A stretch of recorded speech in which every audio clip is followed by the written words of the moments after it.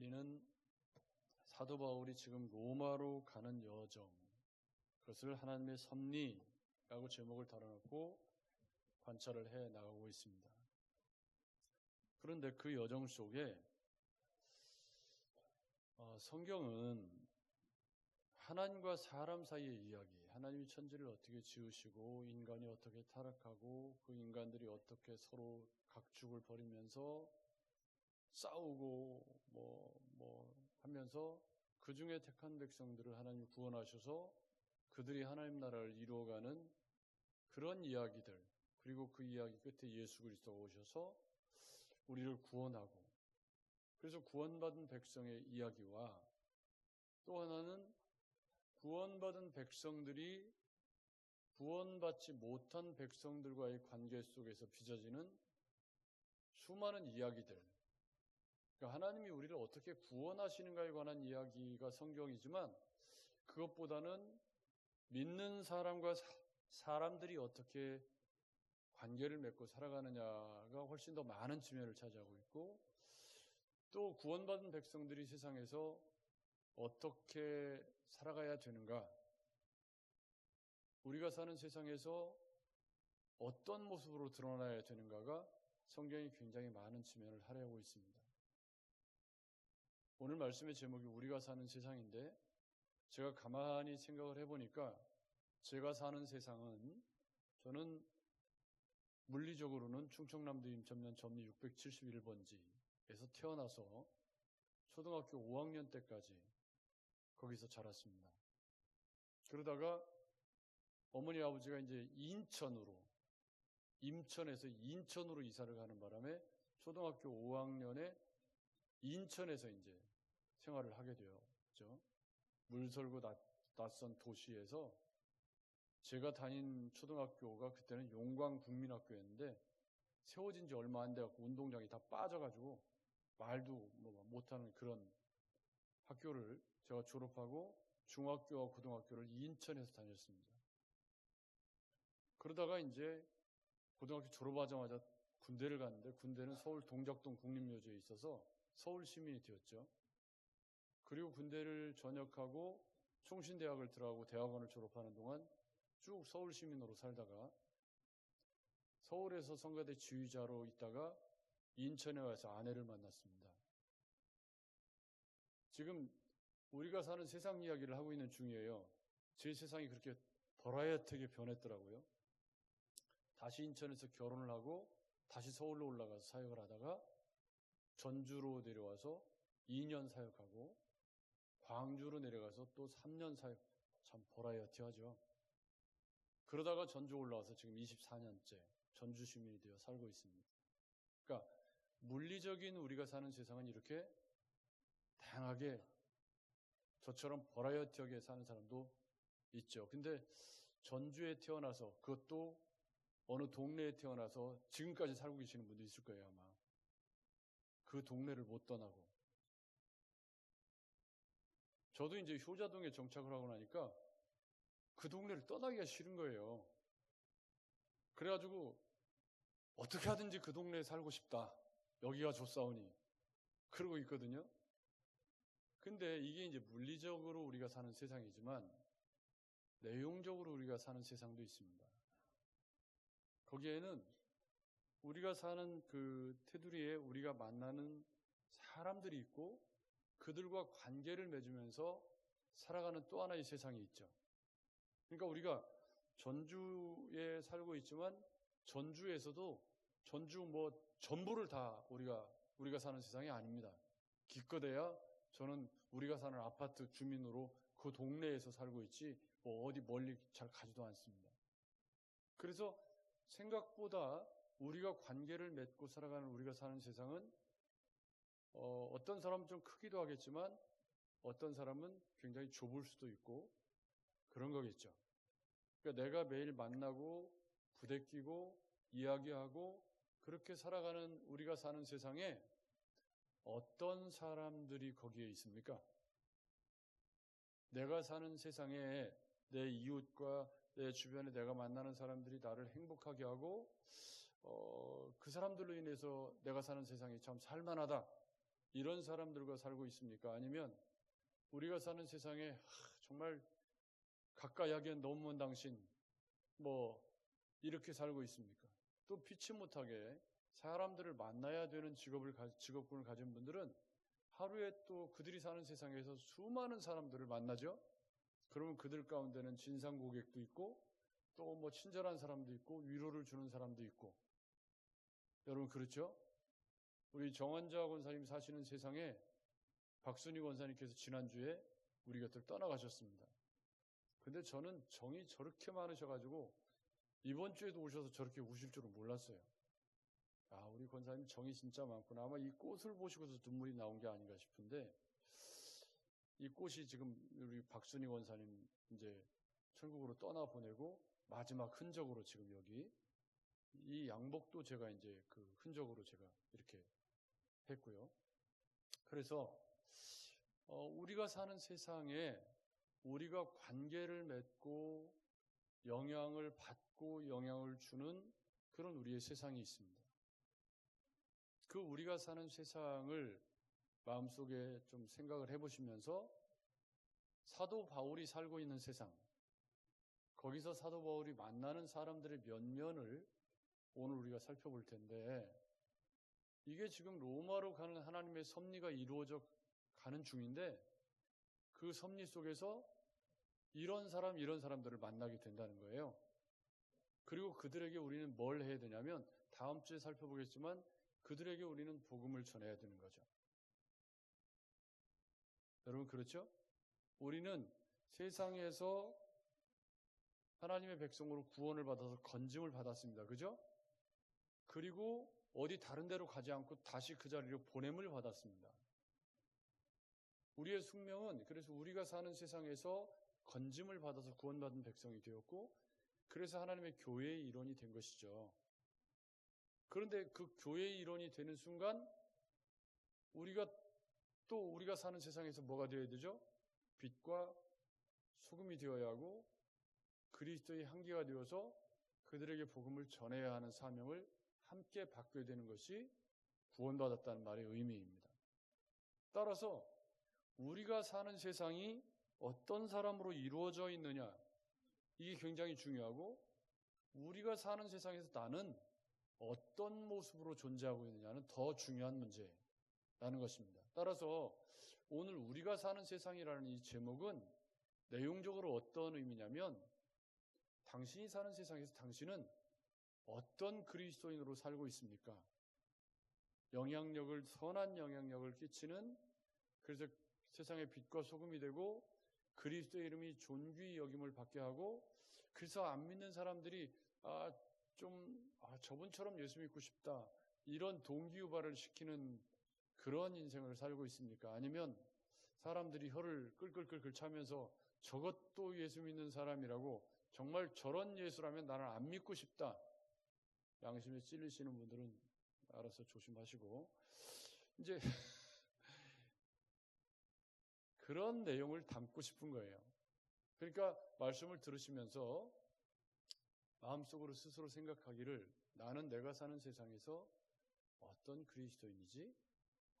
라는 질문을 해보시면서 그 세상에서 내가 만나는 사람들이 오늘 본문에 등장하는 사람들과 비교를 해보면서 나는 그들에게 어떤 모습으로 다가갈 수 있을까 하는 고민을 함께 해보실 수 있다면 오늘 말씀은 잘 전해진 것이라 그렇게 볼 수 있을 겁니다. 그런데 우리가 사는 세상에서 절대적으로 중요한 건 뭐냐면, 더 나은 본향, 혹은 그 지난주에 살펴본 부활신앙에 대한 확신입니다. 그게 있는 사람과 없는 사람은 우리가 살아가는 우리의 세상에서 굉장히 많은 삶의 태도의 차이를 나타낼 수밖에 없습니다. 내가 예수 믿고 구원받았고 나는 장차 영원한 천국 백성이 될 것이다. 고 박순희 권사님의 마지막 그 유언 가운데 하나가, 나는 부활해야 되니까 절대 나는 불태우지 마라. 여러분 웃으시지만 저는 그게 부활신앙에 굉장히 중요한 화두를 던지고 있다. 물론 우리가 부활할 때 이미 오래전에 죽어서 다 썩어가지고 없어진 사람들은 그럼 어떻게 해요? 그러니까 불태워도 상관이 없긴 한데 아무튼 우리 고 박순희 원사님은 그런 믿음으로 사셨고, 근데 저는 그걸 좋게 보는 게 확고한 부활신앙을 갖고 사신 거죠. 마지막까지. 그래서 우리가 사는 세상 속에서 확고한 신앙을 가지고 살아가고 있다면 훨씬 더 우리가 사는 세상에서 그리스도인으로서 존재가 더 빛나고 드러나게 될 것입니다. 그런데 오늘 등장하는 인물은 아그리빠 2세와 버니게와 베스토인데, 이 사람들을 저는 어떻게 보는 거냐면 우리가 사는 세상에서 우리가 복음을 전해야 할 사람들이라고 보는 거예요. 여러분 보십시오. 오늘 등장하는 인물들은 세상 사람들 이야기입니다. 권력을 소유하고 분봉왕이기는 하지만 유대인들의 왕이었던 아그리빠 2세와 버니게라는 사람이 등장을 하고, 그리고 이미 살펴보았던 베스토라고 하는 인물이 내레이터처럼 상황을 설명하는 역할로 등장을 하고 있습니다. 그래서 전체적인 이야기는 베스토가 아그리빠에게 사도 바울이 오늘 왜 이 자리에 서게 되었는지 이것을 쭉 설명하는 내용으로 되어져 있지만, 그 속에서 우리가 조금 본문에는 잘 드러나지 않지만 감춰져 있는 이 사람들의 됨됨이를 좀 살펴보면서 우리가 사는 세상에 우리가 복음을 전해야 할 사람들에 대한 지평을 조금 넓혀보고, 그러면서 그들에게 우리는 어떻게 복음을 전할 수 있을까 하는 고민을 함께 해보는 시간이 되었으면 좋겠다, 그런 이야기입니다. 그런데 하나님의 섭리가 사도 바울을 가이사에게 상소할 수밖에 없도록 하심으로 3년을 끌어오던 재판이 새로운 국면을 맞이하게 되었습니다. 근데 가이사에게 상소해도 금방 못 가는 거예요. 그러니까 로마도 보아야 하리라 하나님 말씀하신, 도대체 언제 보내주시려고요? 이런 질문이 계속해서 생기는 게 저는 우리 인생이라고 생각합니다. 여러분 그렇죠? 당장에 뭐가 되는 일이 없잖아요. 하루하루 살아가는 거지. 근데 하루하루 살아가다가 수많은 일들을 우리가 또 만나기도 하지 않습니까? 수많은 사람도 만나고 상황도 만나고 또 어려운 일도 만나고, 지금 우리가 이 열대야 39 며칠이죠? 37일인가 39일인가 아무튼 우리나라 건국 이래 최장 열대야라고 그러네요. 기록을 경신했다고 그래요. 정말 덥다. 네, 이렇게 더울 수가 없는, 전사님 시간 있으면 물 좀. 네. 그러니까 습관이 나왔네. 시간 있으면 이거 나오면 안 되는 건데. 자, 그러면 거두절미하고 아그리빠라는 인물부터 조금, 우리가 사는 세상에서 우리가 이런 사람을 만날 일은 없겠지만 아무튼 이런 사람도 있다. 아그리빠 2세는 당시 유대를 다스리는 것은 총독 베스토였죠. 로마의 속주였으니까요. 그런데 무슨 또 왕이 있느냐? 이 왕은 원래 로마에 종복되기 전부터 있었던 그런 왕들이죠. 그래서 로마가 정복하면서 왕의 호칭은 남겨두고 실제적인 통치권은 누가 행사한 거죠? 총독이 행사를 하고 있죠. 그렇지만 그렇다고 해서 실권이 없는 허수아비의 왕이지만 그래도 왕은 또 왕인 거예요. 그래서 이제 아그리빠도 이 왕이니까 또 예우를 안 해줄 수도 없는 그런 이상한 정치적 상황이 당시 유대의 상황이었습니다. 그런데 이 헤롯 아그리빠 2세라고 하는 인물은 아주 정치적인 인물로 로마의 비위를 잘 맞췄다고 합니다. 그래서 자국민들 사이에서 왕이고 재판권이나 통치권을 갖지 못했지만 매우 친로마적인 인물로 유대인들이 반로마 감정을 갖지 않도록 많은 애를 쓰고, 그 결과 이 사람은 주 48년부터 70년까지 약 22년 동안, 32년이네요.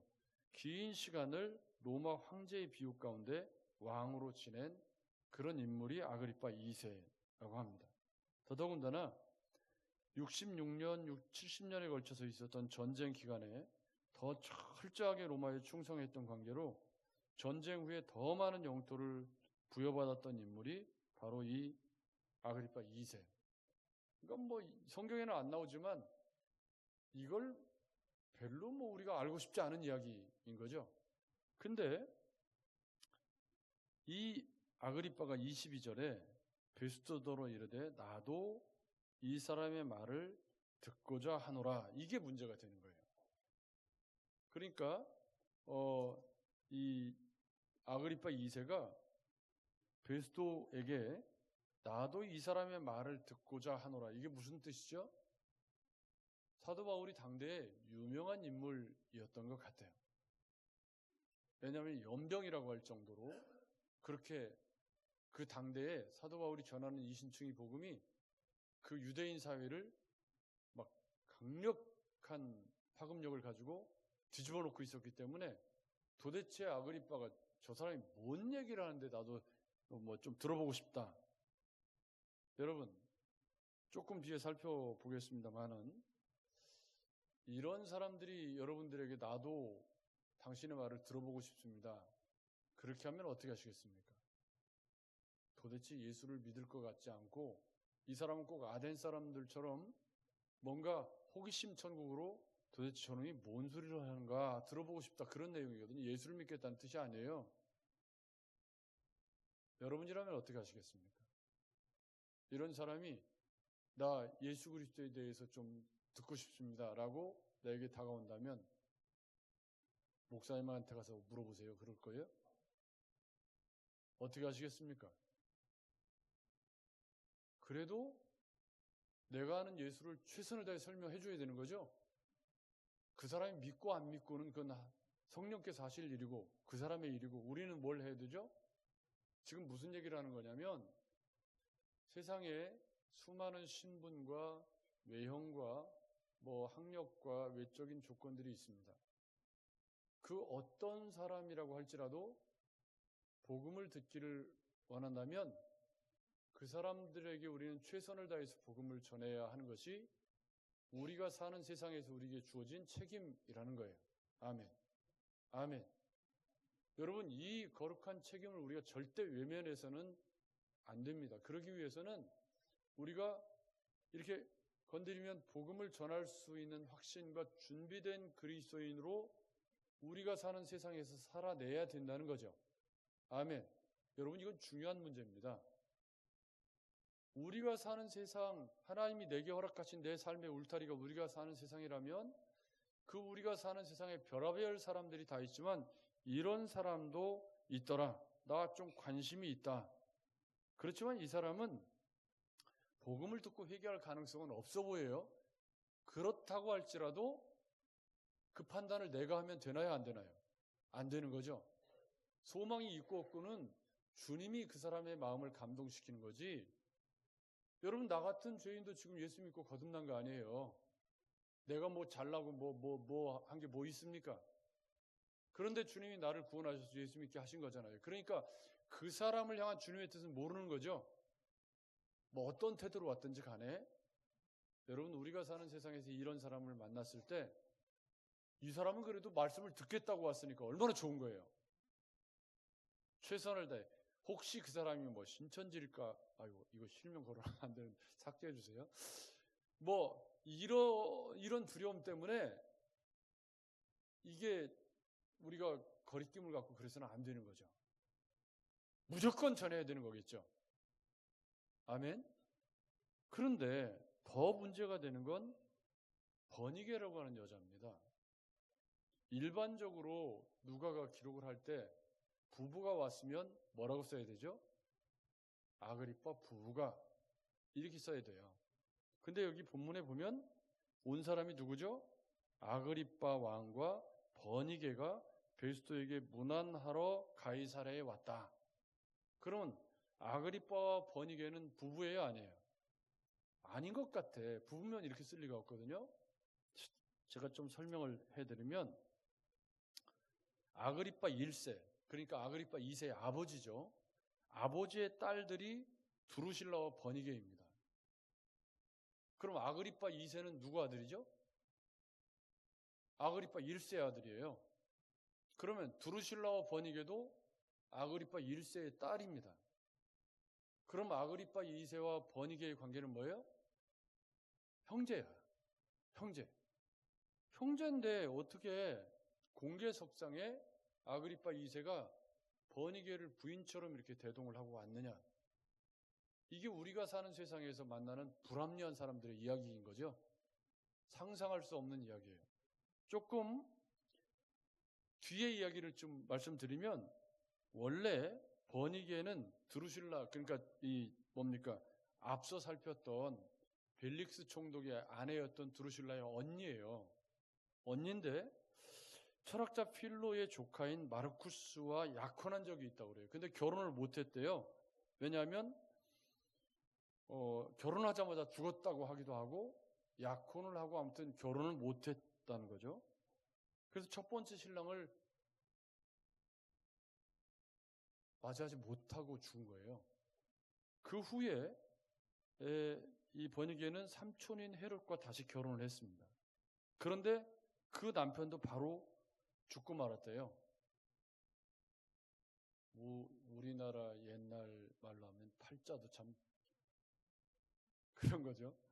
그때 나이가 20살이었다고 합니다. 그래서 자신보다 한 살 어린 동생인 아그리파 2세에게 와서 잠시 살게 되었다.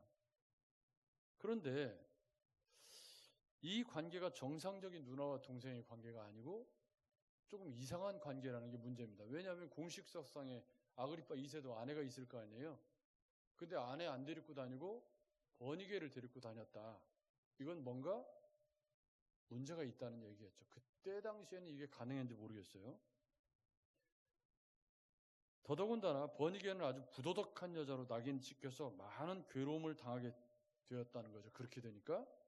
그래서 그녀는 길리기아 왕인 폴레몬과 다시 결혼을 하게 되었다고 합니다. 그러다가 무슨 이유 때문인지 알 수 없지만 다시 이혼하고 동생에게 돌아와서 살고 있고 아그리파 2세가 행차할 때 부인처럼 옆에 다니고 있다.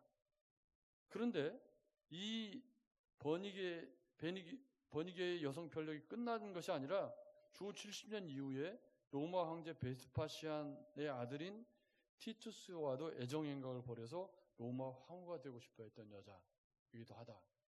그러니까 이 미모가 굉장히 출중했을 것으로 예측이 되고 욕망덩어리인 여자였다는 거예요. 근데 이런 사람들이 뭐 하러 온 거예요, 지금? 사도 바울에게. 나도 그의 말을 듣고 싶다 하고 온 거예요. 여러분, 우리가 사는 세상에서 이런 일이 생기면 우리는 어떻게 해야 되죠? 뭘 어떻게 해요? 열심히 전해야지. 아멘. 아멘.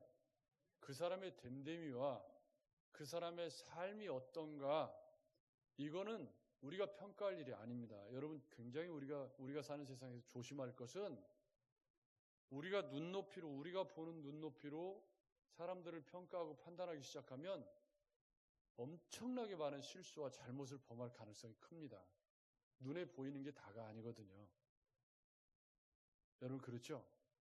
그러니까 우리가 함께 교회를 이루고 관계를 이루어갈 때 내 눈에 보이는 대로 함부로 평가하고 말하기 시작하면 그 사람 뒤에 어떤 이야기가 있는지 잘 알지도 못하면서 그렇게 하기 시작하면 그게 상처가 되고 공동체 어려움을 줄 수가 있습니다.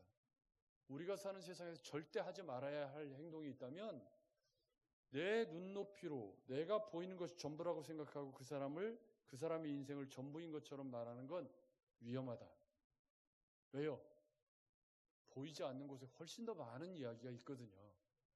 그리고 그 사람이 그렇게 될 수밖에 없는 그 뒷이야기들도 많이 있기 때문에 여러분, 우리가 사는 세상에서 복음을 전하는 그리스도의 향기로 살아내려면 절대 금해야 될 것이 눈에 보이는 대로 평가하고 말하지 말아야 합니다. 절제하셔야 돼요. 눈에 보이는 대로 말해도 괜찮은 건 뭐예요? 오늘 진짜 이쁘시네요. 이런 건 보이는 대로 해도 돼요. 그죠? 오늘 유난히 더 젊어 보이시네요. 이런 거. 홀쭉해 보이시네요. 이런 거는 해도 괜찮아요. 근데 그냥 오늘 무슨 일이 있었어? 여름에 겁나게 뚱해 보여. 이런 걸 하면 안 되는 거죠. 그런 말에서 좋아하는 사람 남자 여자 한 사람도 없더라고. 이런 사람들이 교회를 찾고 복음을 듣고 싶어 한다면 그러면 우리는 어떻게 할까? 또 우리가 사는 세상에 또 다른 사람도 있습니다. 베스토 이야기를 조금 더 살펴볼게요.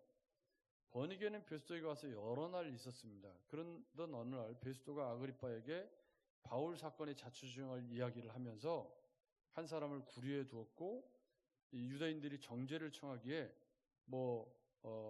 그 사람을 심리를 했는데 자기가 보니까 죽일 만한 죄를 범한 일이 없고 그리고 자기들의 어떤 종교에 관한 부활에 관한 이야기 이렇게 그런 얘기밖에 없더라. 그러면서 베스토가 이런 이야기를 합니다. 자기들의 종교 또는 예수라 하는 이에 죽은 것을 살았다고 바울이 주장하는 그 일에 관한 문제로 송사할 뿐이더라. 그럽니다.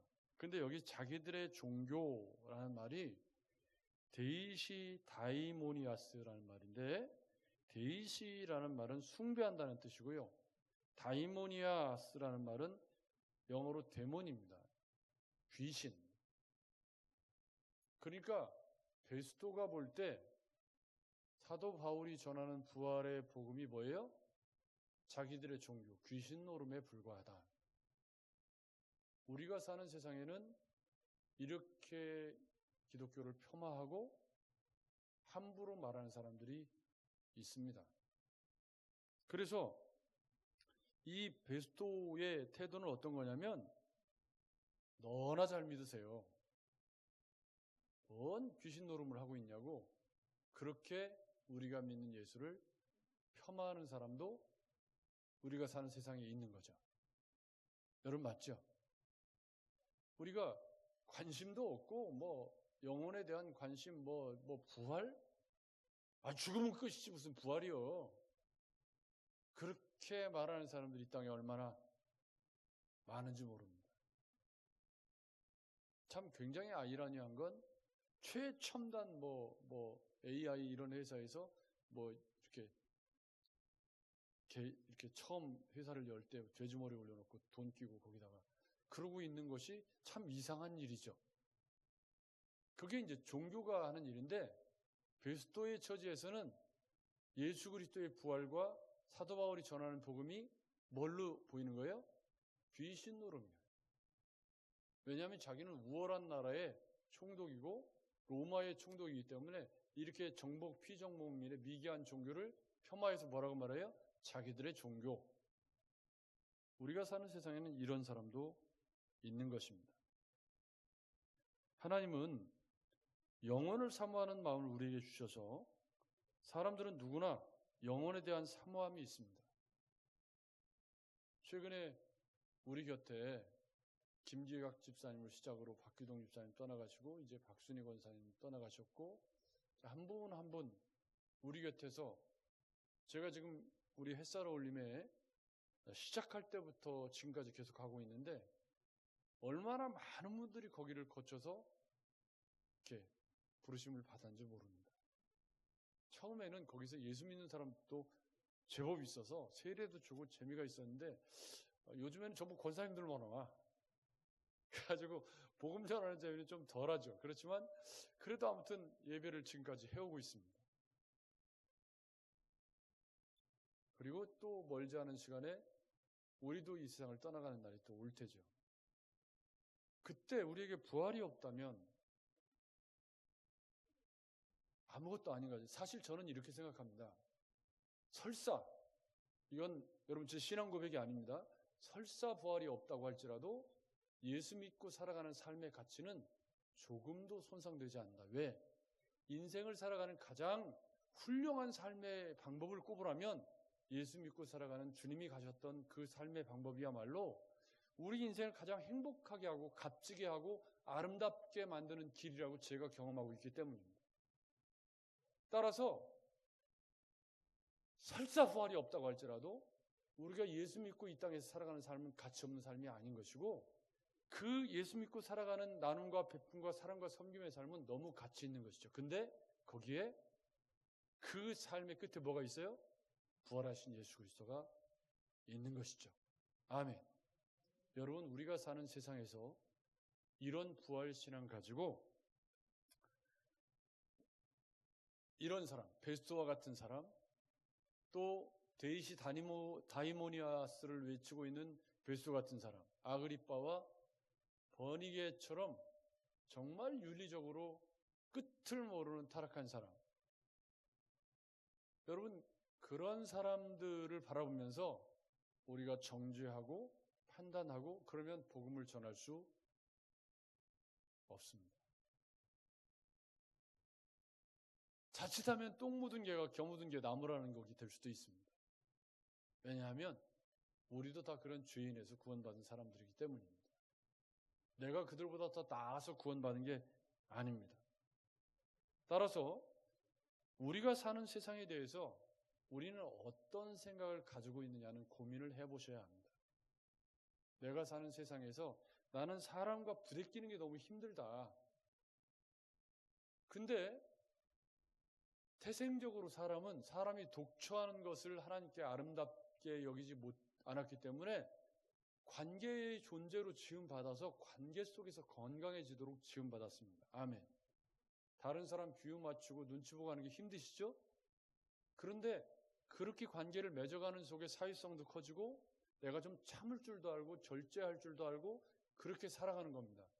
그런데 더 나아가서 우리가 사는 세상에서 우리는 거기서 건짐을 받아서 뭘로? 하나님의 백성, 왕같은 제사장 그리스도인으로 부르심을 받았습니다. 아멘.